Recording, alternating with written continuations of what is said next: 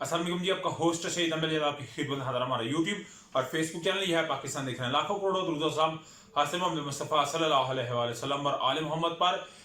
Act and procedure bill 2023 इस हुकूमत के गले के अंदर या इस हुकूमत के लिए ऐसे हालात पैदा कर दिए गए हैं कि इनका सांस निकलना, इनका जीना, इनका चलना, इनका फिरना, इनका दूसरे ममालिक में जाना, अपने मुल्क में रहना इनके लिए ना मुहाल हो चुका हुआ है। इनके लिए सर्वाइव करना ही मुश्किल हो गया हुआ है कि जब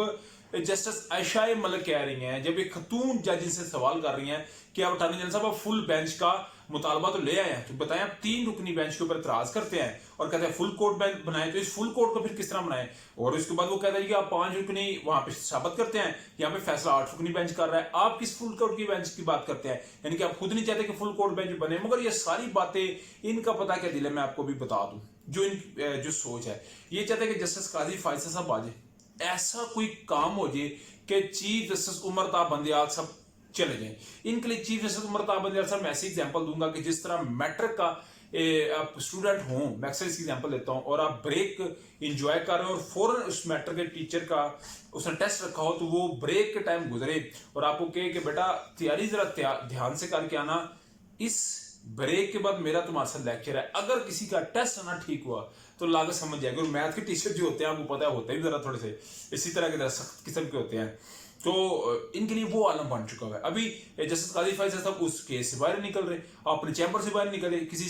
बेंच का हिस्सा नहीं बन रहे और कह रहे हैं कि एक सिंध से मुझे दे दें और एक मुझे दे दें पेशावर हाई कोर्ट से मैं दे दें कि हमारे पास दाद का, मैं खुद तो बैठे ना। मगर जस्टिस अतर मिल्ला साहब एक बड़े ही एक अलग से मूड में नजर आ रहे हैं और जिस तरह वो एक बोल्ड किस्म की जो है वो स्टांस ले रहे हैं, एक उनका स्टैंड ले रहे हैं और वो एजेंसियों के लिए। और एक दफा तो ऐसा मामला हुआ कि इंसानी बुनियादी हकूक की अगर बात की जाए तो सेक्टर कमांडर्स तक को तलब कर रही है, एक छोटी बात नहीं बहुत बड़ी एक बात होती है सेक्टर कमांडर्स को तलब करना। आज ही कुछ ऐसा ही मामला था तारक अफरीदी साहब जिनको एडिशनल जज लगाना था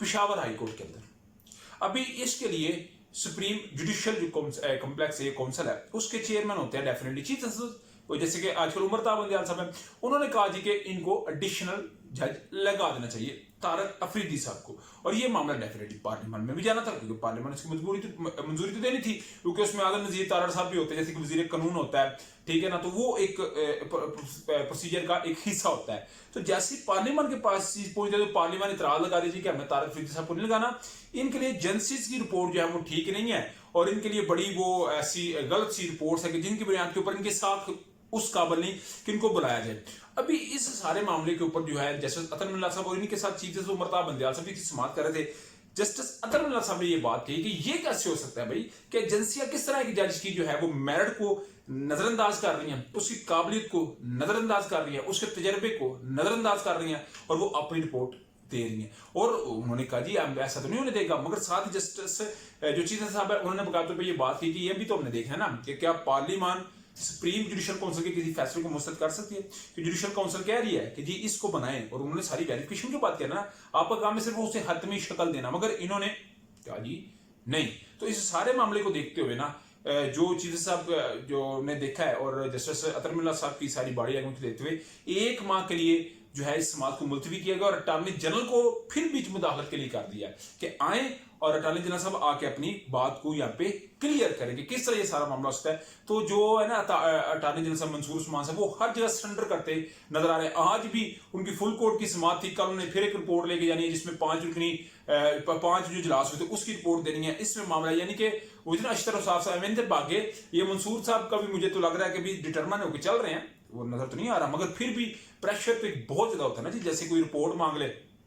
उस रिपोर्ट को तैयार करना है और डेफिनेटली देना कोई चीज सौखी काम नहीं, अपने चीफ साहब के सामने वो रिपोर्ट रखनी है। तो ये जी अपडेट थी। उसके अलावा जी लाहौर हाईकोर्ट के अंदर आप जानते हैं कि एक दरखास्त हुई, मगर इससे पहले मैं बताऊं कि सफ्तान खान नदी स्पीकर जो पंजाब असम्बली के थे, उधर खैबर पख्तूनख्वा के जो स्पीकर थे उन्होंने दी, फिर परवेज साहब ने और आजम खान महमूद खान साहब जो कि सीएम रह चुके हैं केपी और सीएम पंजाब, इन्होंने सुप्रीम कोर्ट में दी। सुप्रीम कोर्ट के रजिस्ट्रार ने इतराज लगाया जी आपने मुतलका फोरम के साथ यानी कि अपने अपने हाई कोर्ट में रजू नहीं किया, तो इन्होंने एक ने पेशावर हाई कोर्ट में रजू कर दिया, तो उसके ऊपर तो अभी मामला चल रहा है। मगर लाहौर हाईकोर्ट के अंदर आज एक शहरी था, उसने दरखास्त दी, तो जस्टिस शाहिद करीम साहब इसकी समाअत कर रहे थे। जस्टिस शाहिद करीम साहब ने कहा ये दरखास्त किसने दी है, उन्होंने कहा ये शहरी है, सियासी बंदा है और फैसलाबाद सिंध का तल्लुक है। उन्होंने कहा जी ये जो आपने दरखास्त दी है ना ये जो दरखास्त दी है कि असम्बलियां बहाल होनी चाहिए, कि जो निगरान गवर्नमेंट है, निगरान गवर्नमेंट जो है वो अपनी मुद्दत पूरी कर चुकी हुई है और असम्बलियों को बहाल किया जाए, पंजाब असम्बली को, तो इसको सुना जाए। तो इसके ऊपर जैसे शायद करीम साहब ने कहा जी आपने सिर्फ और सिर्फ अदालत का टाइम ज़ाया किया है, अदालत का टाइम वेस्ट किया है, हम आपको जुर्माने के तौर पर 1 लाख रुपया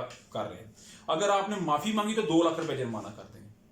ये आप हिसाब लगा ले कि वाकई ही पाकिस्तान के अंदर इस वक्त जो निगरान हुकूमत है वो 90 दिन से ऊपर रह रही है, इस वक्त वो गैर कानूनी तौर पे और गैर आईनी तरीके से रह रही है। इसमें मुझे आपको इस तशरीह में जाने की मेरा नहीं ख्याल कि मुझे इसकी जरूरत है, आप खुद इस चीज को समझ सकते हैं। तो ये सारा मामला एक साइड पे इमरान खान को पकड़ लो पकड़ लो पकड़ लो, उनकी बेगम के लिए चीजें निकाल दो, हैकर बॉय कुछ कह रहा है और ये खुद कुछ कह रहे हैं, ये तौहीन मतलब ला रहे हैं। इमरान खान ने ऐसे में जलसों का कह दिया है कि मैं जलसे कर रहा हूँ, मुरीद के से शुरू करके अटक तक जाएंगे, कल मुरीद के में परसों कर रहे हैं, फिर वो जुमेरात को गखड़ आ रहे हैं, लाले मुझ से आ रहे हैं, फिर वो गुजरांवाला जा रहे हैं, अटक जा रहे हैं। मगर गिरफ्तारियों का सिलसिला अभी से जो है वो शुरू होना शुरू हो गया, व्हाट्सएप के ऊपर मैसेज चलने शुरू हो गए कि आपका नाम है आपका नाम है आपका नाम है, मगर गिरफ्तारियों का ये अमल तो नहीं करना है। और पीटीए ने भी कह दिया कि हम दोपहर 3 बजे से करेंगे और रात होने से पहले पहले इस सारे मामले को करेंगे। इमरान खान जलसों के अंदर आएंगे और उधर से आके कौम से खिताब हर सूरत उन्होंने करना है और हमने उनसे खिताब भी करवाना ही करवाना। तो ये उधर जी IMF के साथ 17 मई को जो एक मामला था, उनकी ये कॉल की थी मीटिंग, उसमें पाकिस्तान का एजेंडा कोई नहीं, ये स्टेट लेवल की अगर मुलाकातें नहीं होती, मीटिंगें नहीं होती तो IMF का जो है वो हमें कुछ पैसे नहीं मिलेंगे, बजट 30 जून को सर के ऊपर मौजूद है उसकी तैयारी नहीं होगी। लिखने वालों ने तो ये भी लिख दिया है कि जी ये बजट में बड़ी मुश्किलात पेश हो सकती हैं, हमें $3.7 बिलियन यानी कि $3.7 अरब पे जो है वो गैर मुल्कियों को भी कर्जे की मदद में देने हैं, वो हमारे पास कोई नहीं। IMF इसके ऊपर क्वेश्चन मार्क कर रहा है कि अभी पैसा किधर से देंगे। अगर हालात की बात की जाए तो साहब साहब मुज़ाकरात में बैठ रहे हैं, अगर ये इकोनॉमिक्स के ऊपर कोई मईशत के ऊपर भी कोई मीटिंग कर ले, मुलाकातें कर ले और नवाज शरीफ साहब की सियासत बचाने और अपनी वजारत खजाना को बचाने के चक्करों में मुल्क का दिवालिया निकल रहा है, इससे किसी को फिक्र नहीं है। ये तो मैं बिल्कुल कैटेगोरिकली तौर पे कहूंगा, जो मुझे इस चीज का दुख है। आपका समझते हैं लाजमी कमेंट से शेयर कीजिए। आप वीडियो पसंद है तो चैनल को लाइक सब्सक्राइब अपने दोस्तों से शेयर कर लीजिए। नेक्स्ट वीडियो तक खुश हो जाइए। अस्सलाम वालेकुम।